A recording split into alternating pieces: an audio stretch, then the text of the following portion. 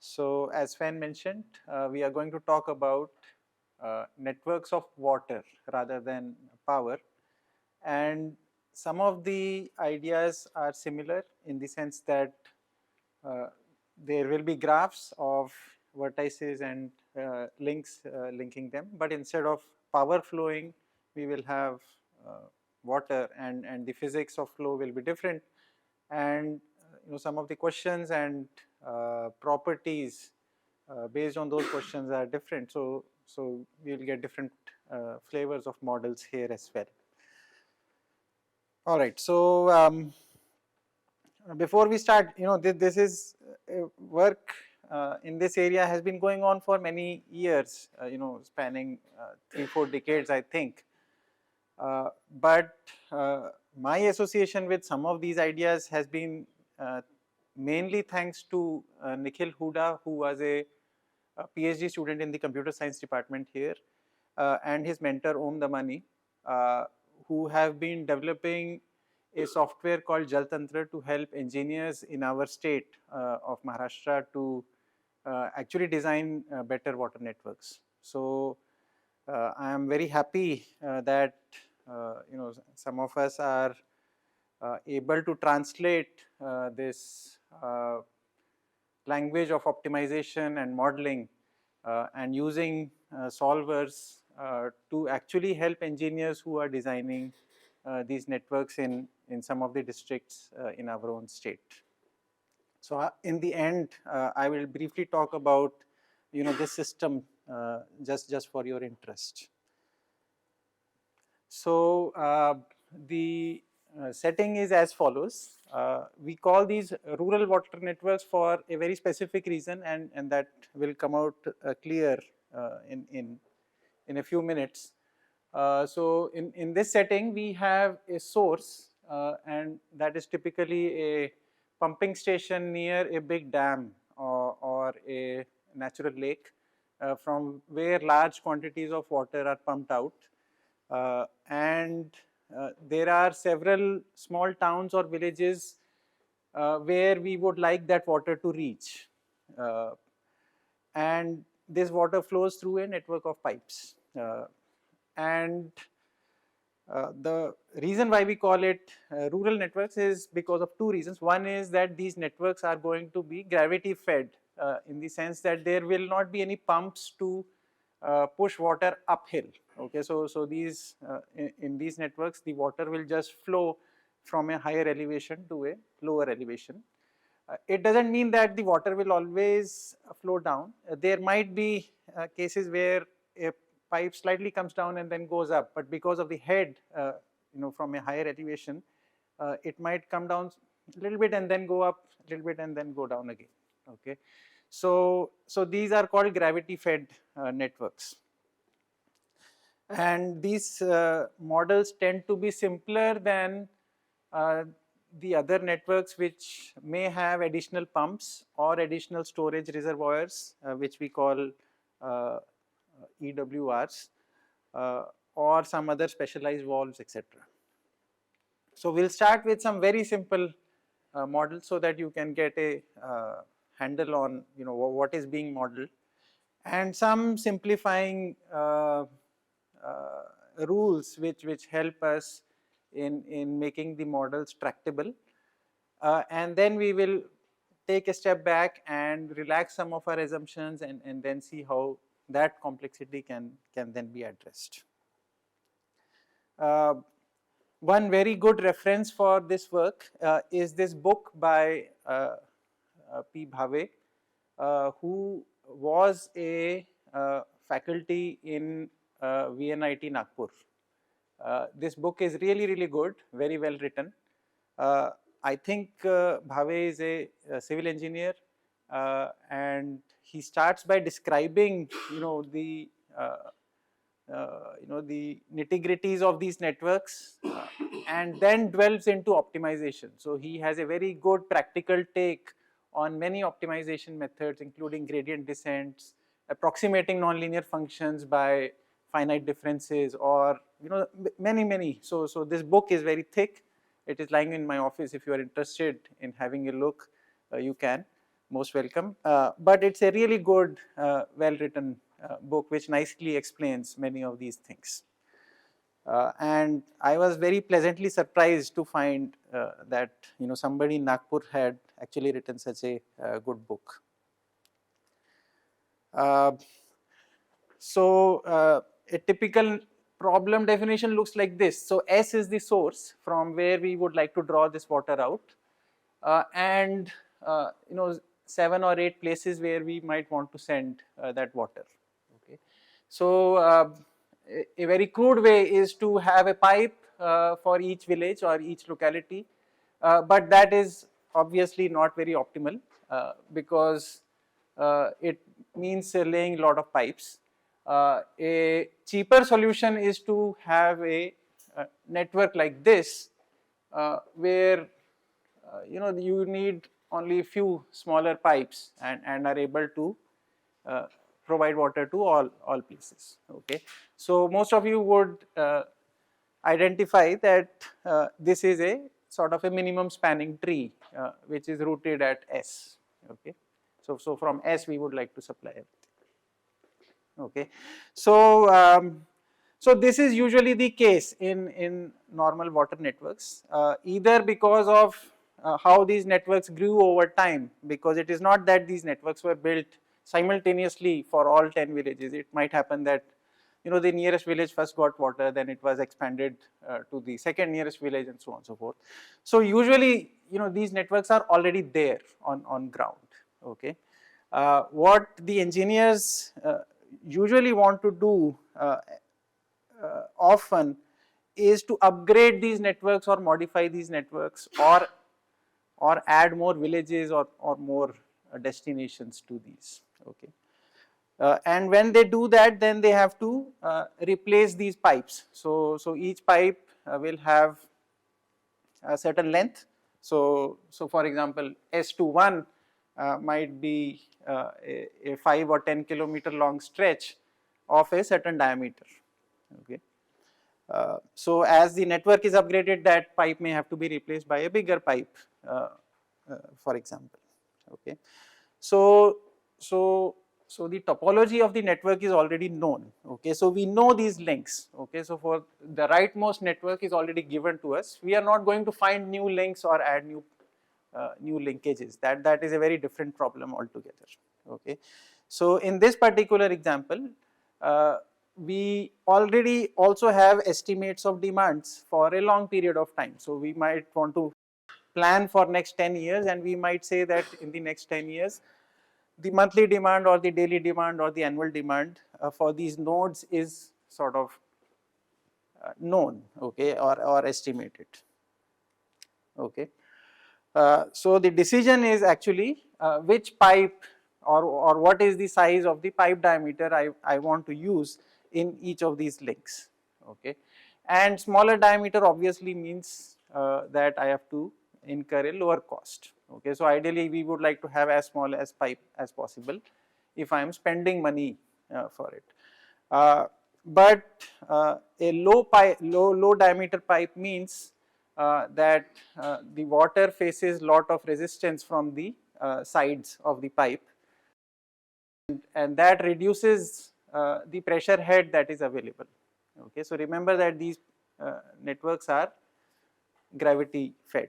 Okay, so that pressure is important. Otherwise, in some of the far reaching localities, that water may not even reach because of the low pressure. Okay, so big diameter pipes lead to a lower pressure loss when it is traveling through the pipe. Okay, so we would like to use bigger pipes. Okay, so there is a trade-off between the cost and the pressure that we are able to achieve at the destinations. All right. So this problem of pipe selection can be modeled as an optimization problem where we are trying to minimize some cost with the constraint that we would like to satisfy the demand. We don't want any part of the settlements to not have water, and also the requirement for the minimum pressure head that we want. Okay. And yesterday Sven had mentioned that units are quite important, and some modeling languages actually support it. And for this particular model itself, you can see that we are connecting cost to demand, which is liters per day, versus cost of the pipe diameter, the cost of the pipe, not the cost of the water, and also linking it to the pressure head, which is measured either in meters of water or pascals or kilopascals. Okay, so these translation of or the relation between these pressures versus volume flowing through pipes, which is also related to the diameter of the pipe, which again determines the cost. So these engineering type of relations are very important from the point of view of these units as well. Okay. And if you don't follow the right constants, and then you get really weird answers. Okay, so though that units and conversions are very important. Okay, so here is an example of diameters versus the cost, and you can see, or maybe with some difficulty, that you can see the pipes grow from a very small size of about 25.4, I think this might be in millimeter or centimeter, all the way to 609. So by a factor of 20, that is the range. Okay, so the real big pipes are very big, and small ones can be. Okay. The point is that these diameters are not continuous. You can't say that I want a 53 diameter pipe, okay, even though that may be the optimal diameter, because these come only in some fixed standard sizes. Okay, so there are some discrete sizes of diameters that are available.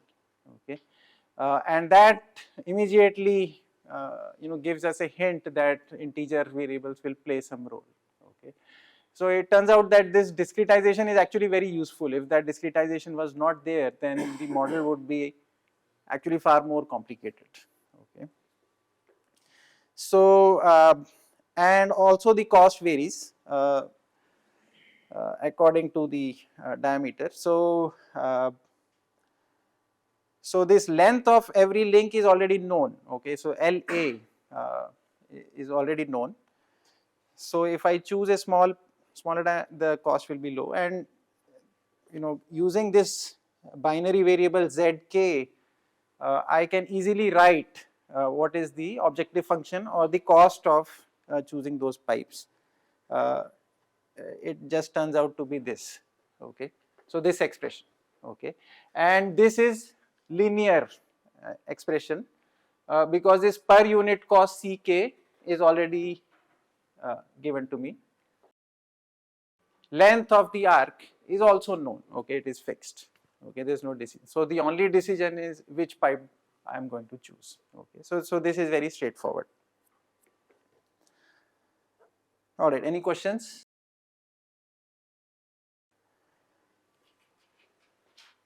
Okay, so so now let us assume that certain quantity QA is flowing through link A. Okay, then of course at every node whatever comes in has to go out. Okay, so either it will be consumed or it will be further transmitted to the downstream nodes. Okay, so for example in node 5, some water will come here, some will be consumed within node 5, and then remaining will go to node 6 and 7. Okay, so that relation is given by this very simple flow conservation constraint, which says incoming minus outgoing is equal to the consumption at that particular node. So this is also a linear expression. Di is the demand at that node. Okay, and the last constraint that we mentioned is that at every town or settlement, at every node, we need to maintain a minimum pressure head. So that is, let us say that h be that variable. So that is a sort of a decision which is under our control, because if we choose a different pipe diameter, that h will be different. Okay, so it is not known beforehand, and the model will actually come up with the value of h. And this EI is the elevation of that village, how high above the mean sea level it is located. So this is fixed, and PI is the additional head of water that is required to safely distribute water within that village. Okay, so both of these are known. So this is just a simple lower bound. So HI may be more than 100 or 200 or 300 depending on the location of that node. All right. If we know DI, diameter is known, then we will know HI also, sure, in these types of networks. Okay.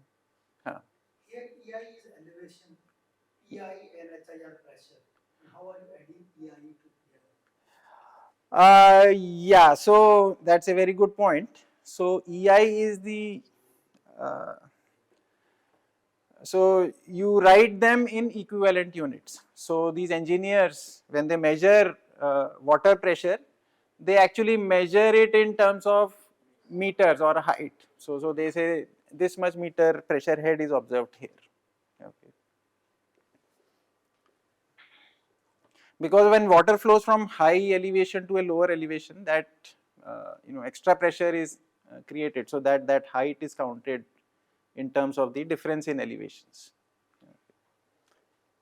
Okay, so since these are the gravity fed networks, that means water will only flow from I to J when the head at I is higher than J. Okay, so if water is flowing from here to here, that means HI must be more than HJ. Okay, otherwise it won't flow. All right. And what is the relation between this HI and HJ? It is given by the famous Hazen-Williams equation, which looks like this, and it is a empirically derived relation between the pressure loss that you see because of the pipe diameter that you have used. So this pressure loss or the difference in heads is actually a function of both three things. Okay, so this RA is a constant. We don't worry about that. LA is the length of the link. Okay, so in our example, LA is a constant. We know the distances already. QA is the quantity of water flowing from I to J, and D is the diameter of the pipe. Okay. So if Q and D are not known, so then this is a pretty nonlinear function, as nonlinear as it may get. Okay. And we are also dividing them in some ways. Okay.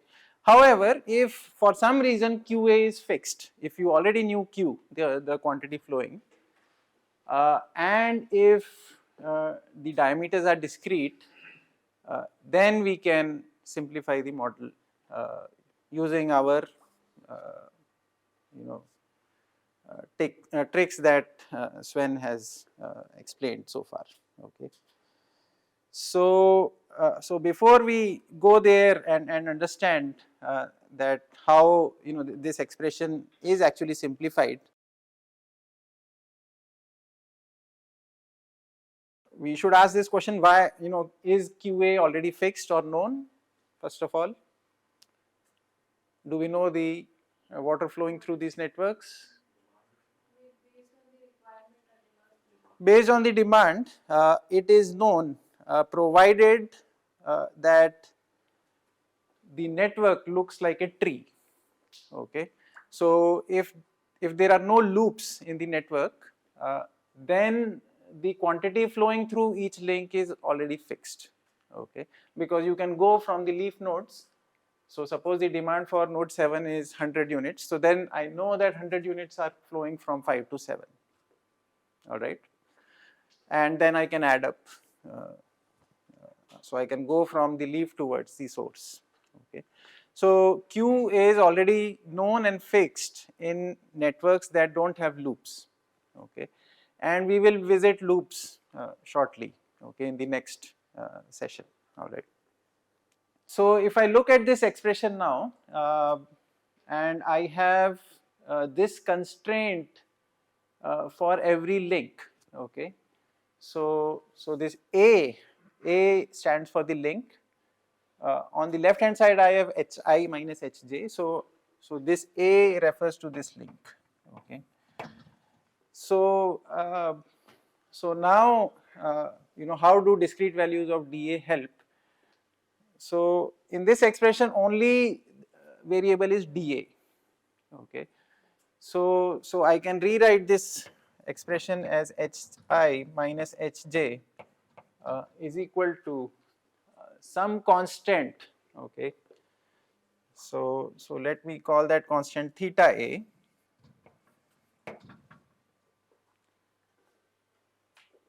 okay, divided by dA 4.87.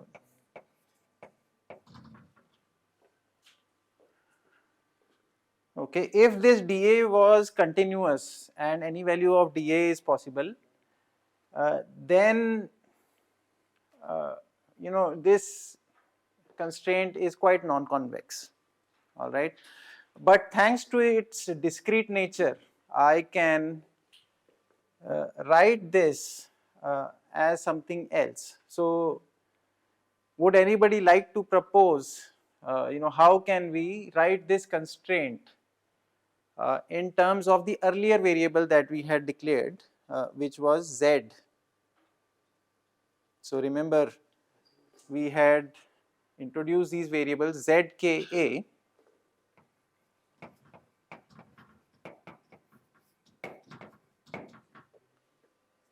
if dia k is selected for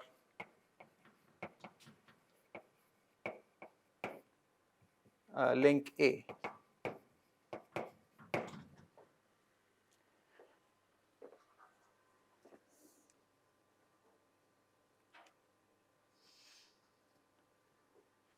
Okay, so question is, can I write this expression using these variables rather than the diameters which are in the denominator? Okay, so I can write this as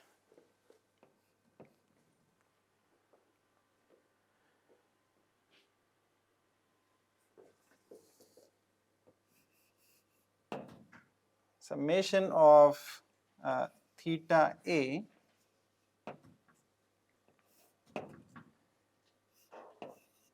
diameter k, okay.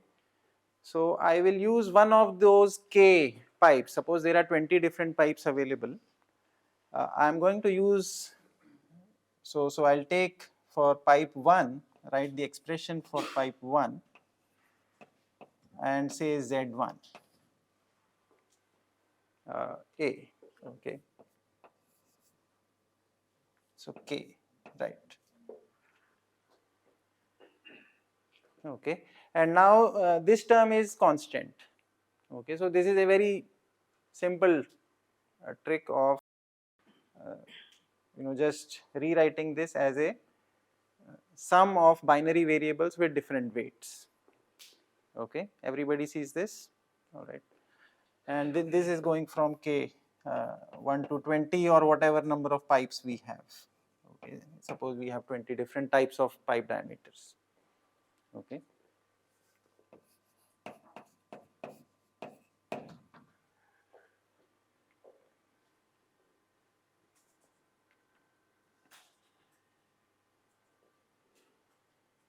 All right. So that makes it linear. All right. So very simple trick.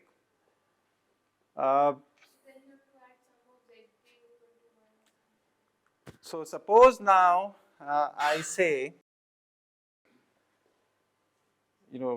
what if two z's are 1? Okay. So that is not really allowed. So I need this additional constraint that only one Z can be picked up.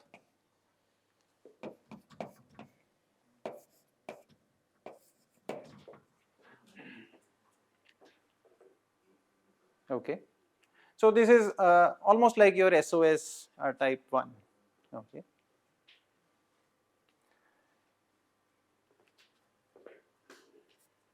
So that takes care of this very simple model. Okay. So in practice, sometimes it is possible to have not just a single diameter pipe, but a pipe with varying diameters. Okay, so that is also possible. So the engineers who lay these pipes, they sometimes have the freedom of not using the same diameter throughout this link. It might have a broader pipe for half the link and then a smaller pipe. Okay, so they can have 2 pipes or 3 pipes of varying diameters which are connected to each other in this link. Okay, and that opens up a few more questions which need to be modeled. Okay. So now if I am allowed to use this combination of different pipes, okay, so maybe a very thick pipe right at the start of the link, then a second pipe of slightly shorter diameter, and then a third pipe of even shorter diameter. Then suppose this type of configuration is also possible, then the decision variables are now what is the length of each pipe that I am going to use. All right, so this length is now a variable. So I can say half the link should be a big pipe, half should be small. Okay, or I can say 3/4 should be very big and 1/4 should be small. Okay, so that becomes a variable. All right.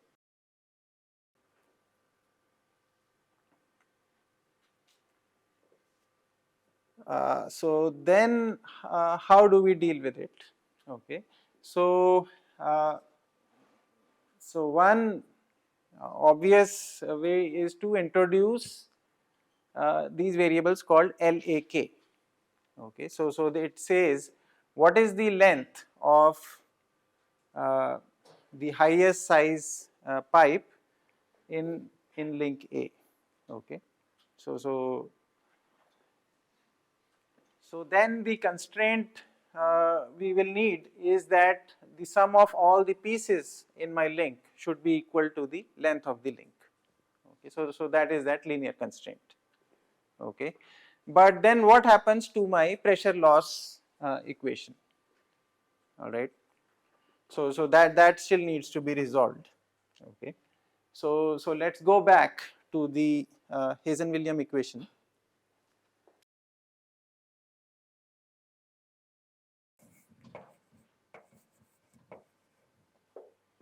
Uh,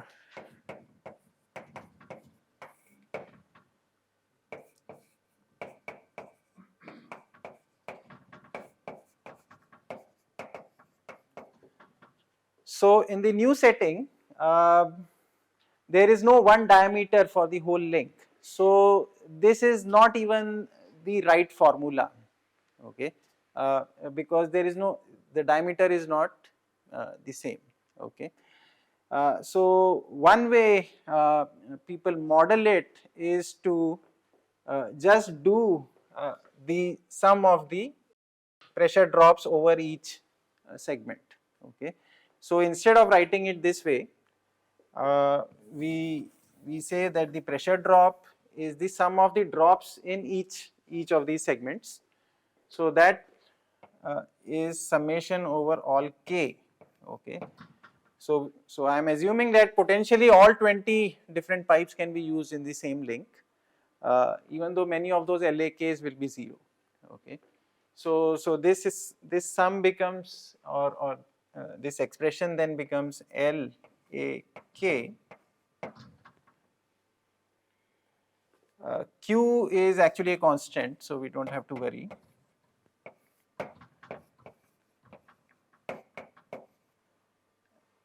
And D A K, okay, or let's say D K. All right.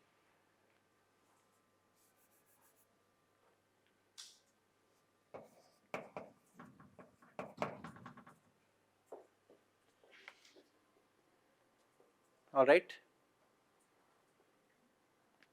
So is this linear now?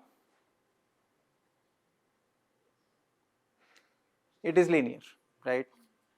So things are still very safe. Okay, so even if you do multiple pipes, okay, you still are quite okay, because this QA is fixed, okay, and not changing, and these two turn out to be constants. Okay, so this discretization of pipes, pipe diameters actually saves us. Okay, if we had the flexibility of any type of pipe, then some difficulties would be there. Okay, so this model of doing this network design is quite straightforward, as long as we are looking at no pumps and no loops in my network. Okay. So the main variable here is QA, that is defining the linearity of the equation. So QA is the quantity flowing through that link, that is fixed. Okay, that is known. Okay. All right. So since the model is an MILP, okay, the only variables are those Z. Okay, it is very easy to write and solve, and test it later by other people. So in fact, this ease of modeling actually opens the door for adding more features. Okay, so for example, it is very easy to add extra storage requirements at different nodes. So for example, suppose we say that we are allowed to store some water in some of these nodes, and build in the cost of those storages. So those can be also added as fixed costs. Okay, so just like we do in other MILO models, that suppose I want to invest a lot of money upfront and build an extra reservoir at 5, so that would be some setup cost and a binary variable saying that should a reservoir be there or not. Okay. So those things can be added, and the model can be made more rich and more practically usable in the field. Okay, and that is what this team of Jaltantra actually did with with with a lot of engineers from the state government of Maharashtra. So Nikhil Huda and Om Damani, they constructed these models, simplified them, and implemented in this online interactive system called Jaltantra. So these state engineers, they don't have to install anything at all. They can just open this thing from their mobile, use a browser, go to this website, and it asks for several different things, including locations of various demand points, supply points, and such. It has a visualization tool which uses Google Maps to actually see where these localities are. These links are very zigzag because these are roads, not pipes.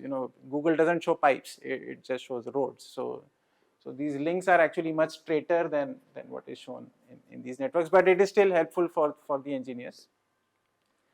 Underneath, once the engineers enter all these data, it automatically transfers, translates that thing into an MILP model and gives it to GIAN CBC, which is an open source solver, solves it and gives the solution back to the user there and then.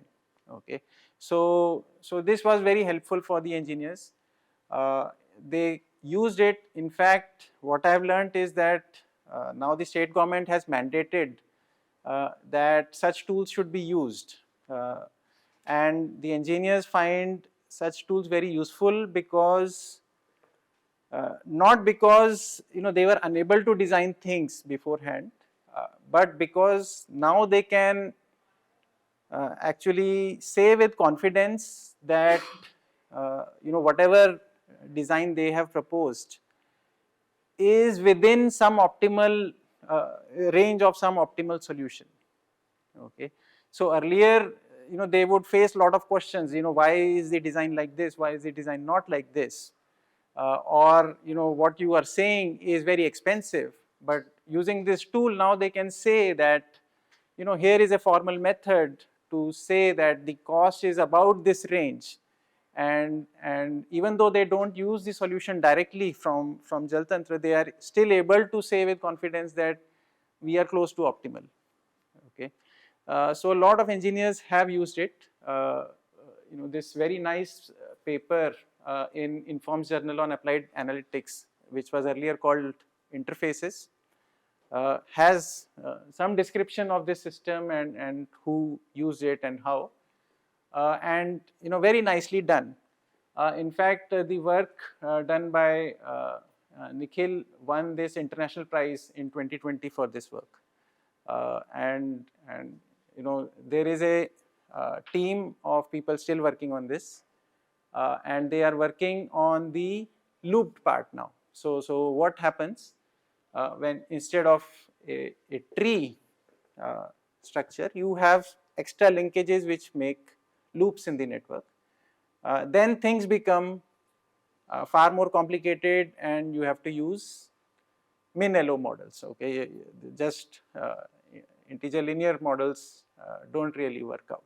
Okay, so that we will discuss after lunch. Okay, so hopefully you will have some thoughts for lunch, especially from Sven's talks. I think it was a very good a range of applications coming from a lot of engineering domains. So in the last session on this modeling type thing, we will continue on this water networks, and then we will jump into the methods, okay, tomorrow. All right, with that, thanks a lot.